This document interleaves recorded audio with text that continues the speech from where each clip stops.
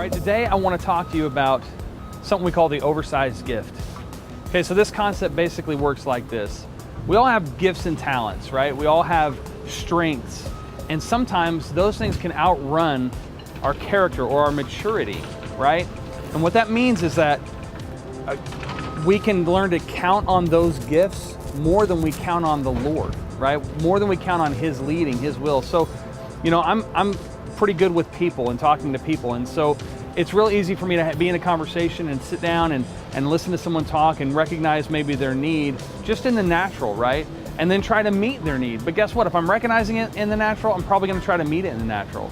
It's going to be a process of thought that I have where I'm actually kind of mining for information from them or something like that. Well, the problem with that is that it's just me, right? There's no God involved in that. It's just me.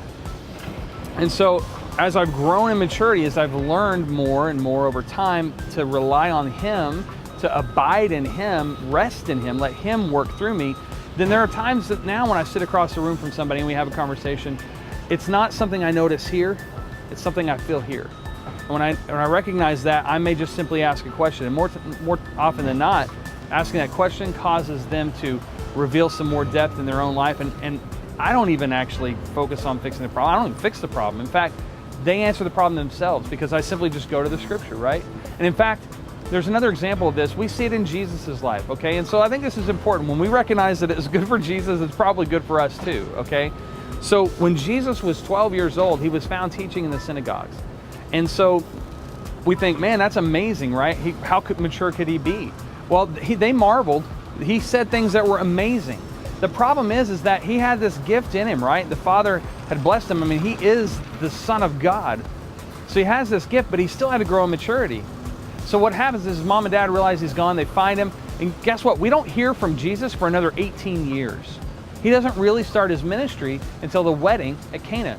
And when that happened is when He turned water into wine, right? So He's 30 years old when that happens.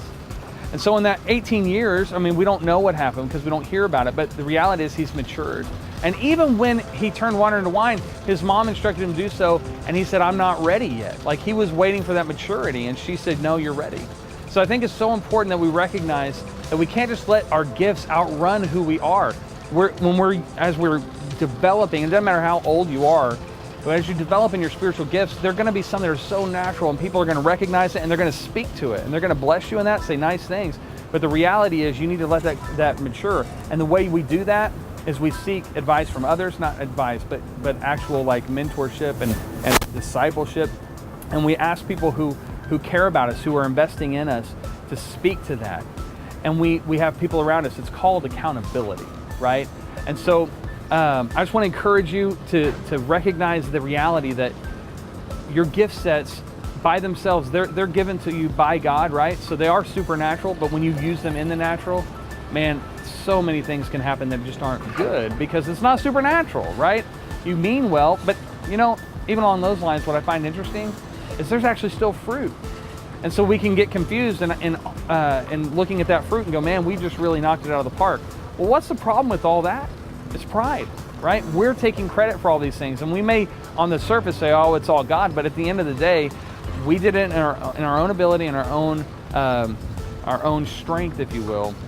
And so even though it bears some fruit because God's good and He made us, the bad thing is that we're focused on what we did. You know what I'm saying? So just want to encourage you, again, we'll discuss this some more in groups, or you guys definitely should spend some time processing it on your own.